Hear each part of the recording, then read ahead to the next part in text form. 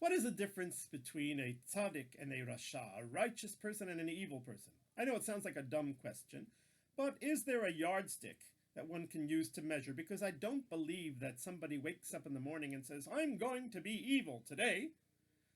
Maybe the answer lies in the story of the death of Jacob in the land of Egypt and the procession to bury him in the land of Canaan in the cave of Machpelah. Jacob had commanded his son Joseph to bring him to be buried in that location in the city of Hebron in the land of Israel, which is where his wife Leah was buried, his parents Yitzchak and Rivka were buried, and his grandparents Abraham and Sarah were buried. So he's going to be buried there as well, and so therefore he insists that his sons bring him there for burial. And the Egyptians send along a tremendous honor guard. The nobility of Egypt accompanies Jacob on his final journey.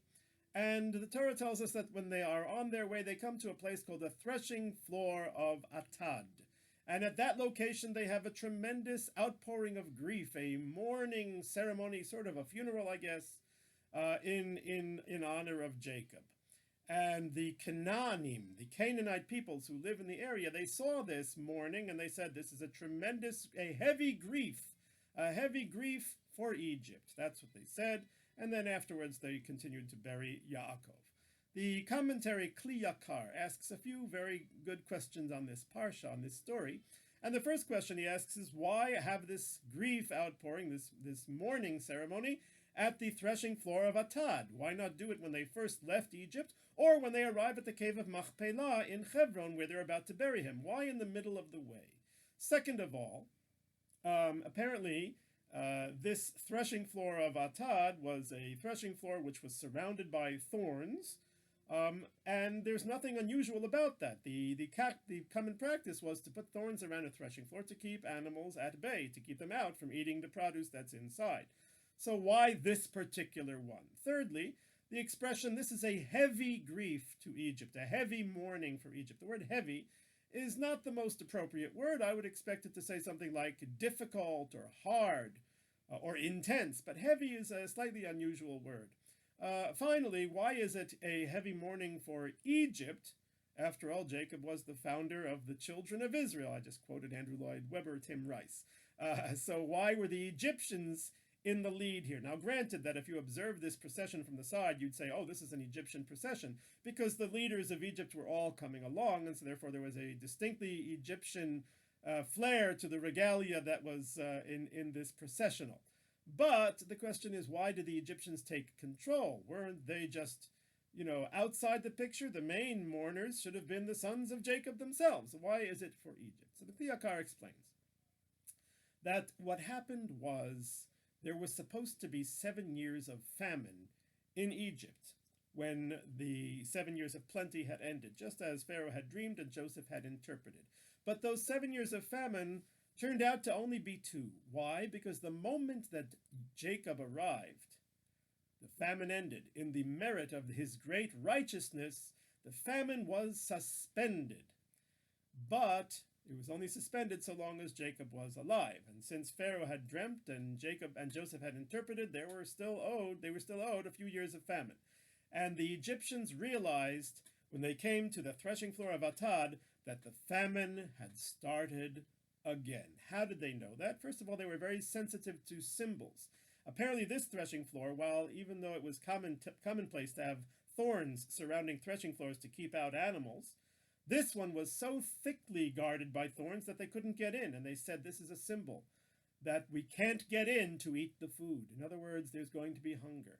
Another thing that they saw is the atad is a tree that does not bear fruit, but it actually does. It bears apparently a fruit that is very bitter and difficult to eat. The only people who would eat such a fruit were people who were starving and had nothing else to eat, and the Egyptians saw that indeed people there were eating the fruit of the atad, and they said, oh, the famine is coming.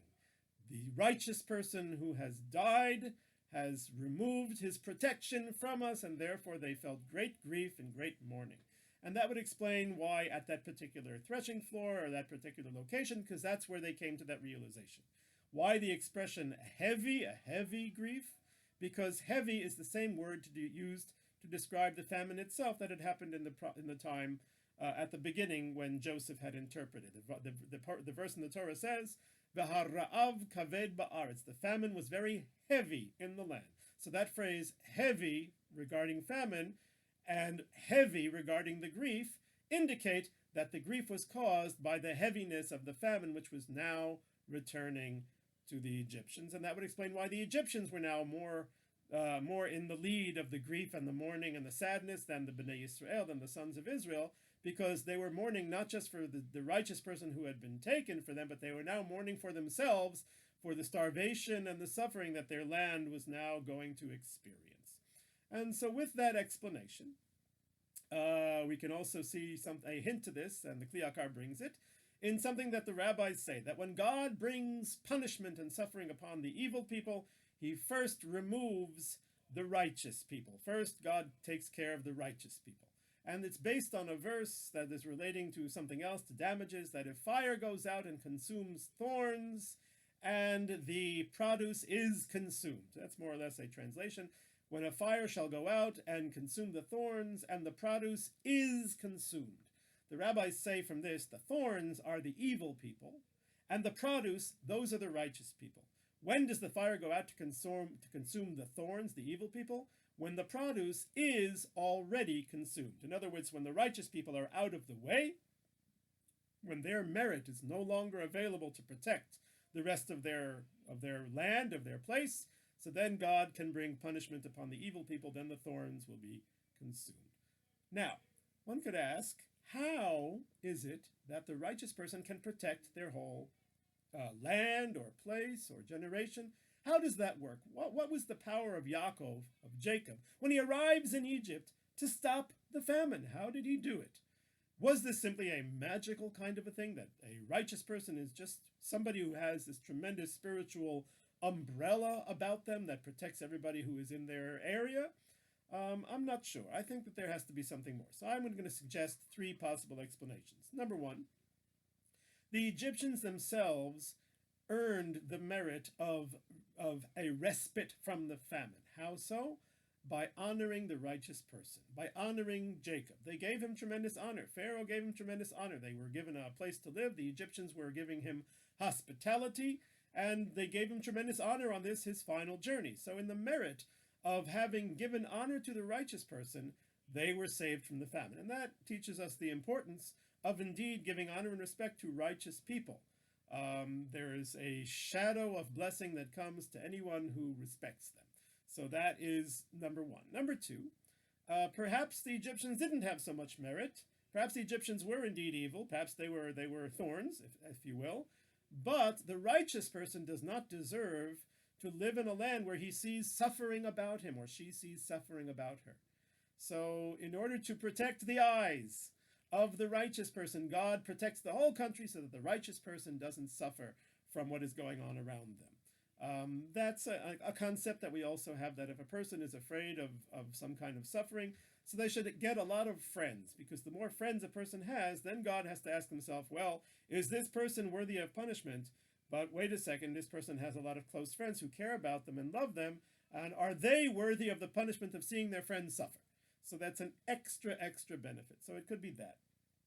But I'd like to suggest a third option, which I think is the most important for us to learn from, and that is, there was a blessing in Egypt because that was what Jacob wanted. Jacob's job, his self-imposed job as a righteous person, that was his job. I guess it was his business card would say that.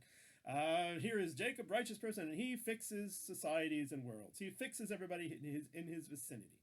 The righteous person is compared in the book of Psalms, in the first chapter, to a tree planted by pools of water who gives his fruit in his season, and everything he does is successful.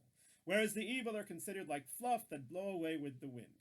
So the righteous person being compared to a tree that gives fruit, that is very apt, because that is the difference between a righteous person and an evil person. A righteous person actively attempts to improve and bless the world that is in their purview. Whereas the evil person is like thorns. What do thorns say? Don't come too close. Don't come and try and take anything. This is not yours. If you try, I will prick you, I will hurt you, I will draw blood. That is the way an evil person is. But a righteous person is a tree who says, come and eat the fruits, come sit in my shade, come enjoy my blessings. The Mishnah says in the Tractate of Avot that that there are four approaches to property, and one of them is the one who says what's mine is mine, what's yours is yours. This is the middle of the roader. And some rabbis say that no, if someone says what's mine is mine, what's yours is yours, these are the people of Sodom and Gomorrah. Why Sodom and Gomorrah? Because they were people who said that we do not do hospitality, we do not give anything to anybody else. What's yours is yours. We will respect your property. We won't steal from you. We won't attack you. But don't expect anything from us. If you come too close, we will cut you, we will injure you, we'll be like thorns. So that is the attribute of the Rasha. The Rasha is not somebody who gives. It's somebody who does not want anybody getting too close. But the tzaddik is like a tree. Come under my shade. Come eat my fruits. That is Jacob's job. When he comes to Egypt, he says, I have to do something to solve this. Now, it's an interesting thing that my son, who's 9 years old, asked a really clever question. He says, if Jacob was such a righteous person that he could stop the famine in Egypt, why couldn't he stop the famine in Canaan before the whole thing happened? It's a nice question. And I could ask the same thing about Joseph. Joseph was also a tzaddik. Why couldn't he stop the famine in Egypt just being a tzaddik, a righteous person? And so the answer to both of them, first of all, is that yes, but if that would happen, then Joseph would never be reunited with his brothers nor with his father. And so therefore this was the divine plan. The famine was a blessing in disguise to get the family together. But once they were together, it no longer had a practical purpose, and then it indeed could be suspended. Another explanation, but because Joseph lived after his father, that I was thinking is that there's a difference between the treatment of Joseph of the famine and the treatment of Jacob of the famine. Joseph treated the symptom. He treated the results of the famine. He showed Egypt how to survive it by rationing, by storing, and so forth and so on. Whereas Jacob, his righteousness went even beyond that, and he said he acted to prevent the famine from happening in the first place. And that's the greatest type of protection, right? God can save a person from a difficult situation, but it's even a greater blessing if he prevents a difficult situation from coming in the first place. To use our modern terms, we can have a policy of wearing masks and keeping what we call social distancing to prevent the spread of the virus. But even better is to come up with a vaccine in a way to cure the virus so that the virus gets eliminated altogether. In any rate, this is the difference between a righteous person and an evil person. A righteous person, anybody who comes in contact with them is blessed, is improved, is inspired. But an evil person, anybody who comes in contact with them, gets pricked, gets cut, gets hurt. When a righteous person disappears from the world misses them. When an evil person disappears from the world, nobody misses them. When a righteous person like Yaakov disappears, when Jacob is taken away, even the Egyptians will have a mourning, a grief, a heavy grief. And so therefore we see that in order to be righteous, when you wake up in the morning, simply say, today I am going to be a blessing to everyone who crosses my path. Shavuot.